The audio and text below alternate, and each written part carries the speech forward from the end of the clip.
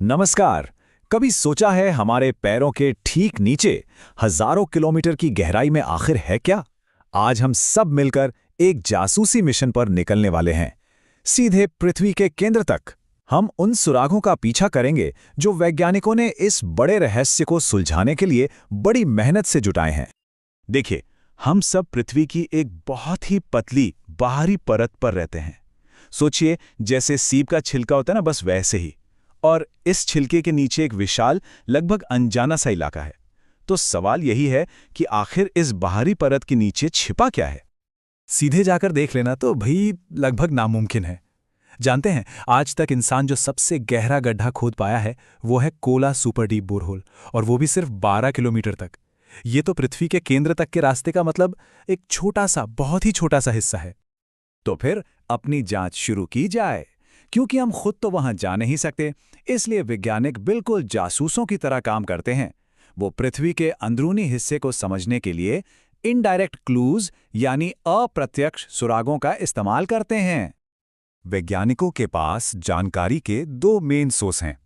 एक है अप्रत्यक्ष सुराग, जिन्हें हम इनडायरेक्टली मापते हैं, और दूसरे हैं प्रत्यक्ष सुराग, जो सीधे पृथ्वी के अंदर से हम तक पहुंचते हैं। अच्छा, तो ये इनडायरेक्ट क्लूज हमें एक कहानी बताते हैं। जैसे जैसे हम गहराई में जाते हैं, घनत्व बढ़ता है, दबाव बढ़ता है और तापमान भी बढ़ता है। इससे ये तो साफ है कि अंदर की चीजें और उनकी हालत बदल रही है। और हाँ, एक और मजेदार बात, तापमान बढ़ने की जो रफ्तार है ना, वो गहराई में जाकर धीमी हो जाती है। और ये एक बहुत बड़ा सुराग है। अब आते हैं डायरेक्ट सुरागों पर।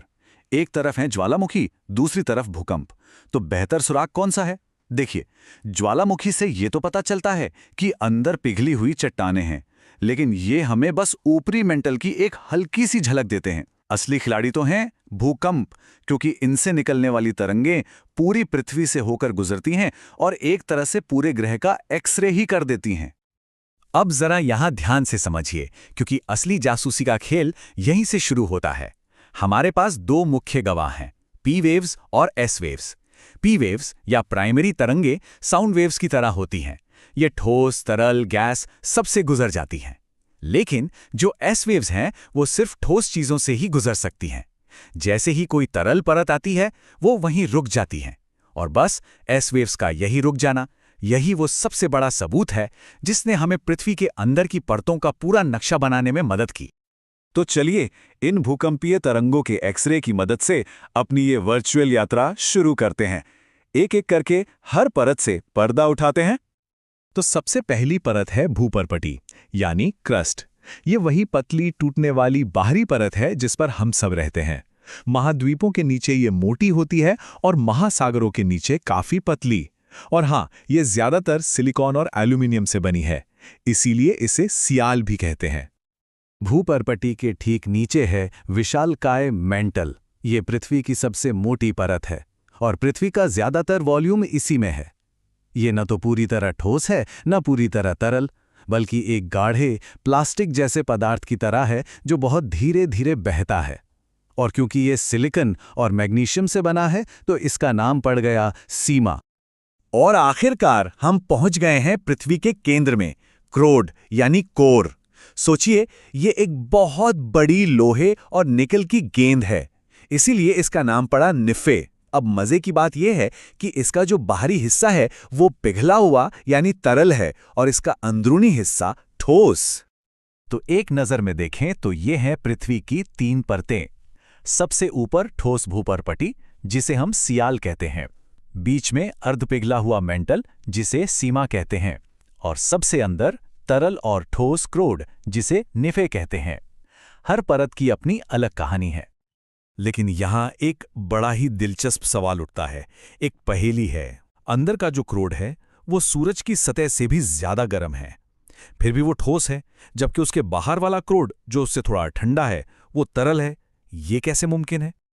और इसका जवाब है बेहिसाब दबाव। सोचिए, पूरी की पूरी पृथ्वी का वजन केंद्र पर दबाव डाल रहा है। ये दबाव इतना ज्यादा है कि ये लोहे और निकल के पिघलने के तापमान को, यानी मेल्टिंग पॉइंट को, वहां के तापमान से भी ऊपर कर देता है।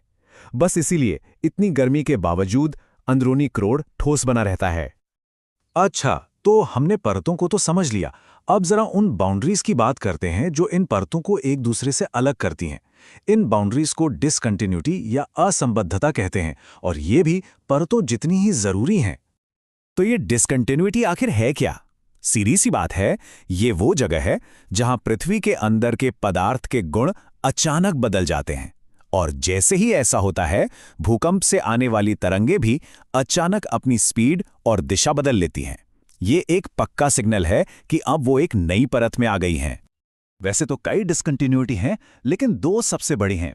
पहली है मोहोरोविसिक डिसकंटिन्यूटी, जिसे हम शॉर्ट में मोहो कहते हैं। ये भूपर्पिटी और मेंटल के बीच की बाउंड्री है। और दूसरी है गुटनबर्ग डिसकंटिन्यूटी, जो मेंटल और क्रोड को अलग करती है। तो सवाल ये है कि ये सब जानने का फायदा क्या है, हम ये सब क्यों पढ़ रहे हैं? क्योंकि पृथ्वी की ये जो गहरी अंदरूनी बनावट है ना, वही उन सारी चीज़ों को कंट्रोल करती है जिन्हें हम अपनी रोज़ की ज़िंदगी में, मतलब पृथ्वी की सतह पर महसूस करते हैं। इसे समझने के लिए दो और लेयर्स को जानना जरूरी है। एक है लिथोस्फीयर। ये पृथ्वी का कठोर बाहरी हिस्सा है जिसमें क्रस्ट और ऊपरी मैंटल शामिल हैं। और इसके ठीक नीचे है एस्थेनोस्फीयर। ये मैंटल का ऊपरी हिस्सा है जो थोड़ा नर्म प्लास्टिक जैसा है। तो होता यह है कि ये कठोर लिथोस्फीयर इस नरम एस्थेनोस्फीयर के ऊपर एक तरह से तैर रहा है। और बस यही है प्लेट टेक्टोनिक्स का आधार। लिथोस्फीयर की ये जो बड़ी बड़ी प्लेट्स हैं, वो जब इस नरम एस्थेनोस्फीयर पर खिसकती हैं तो उसी की वजह से भूकंप आते हैं, ज्वालामुखी फटते हैं और बड़े बड़े पहाड़ बनते हैं। हमारी दुनिया का पूरा डायनामिक्स यहीं से चलता है।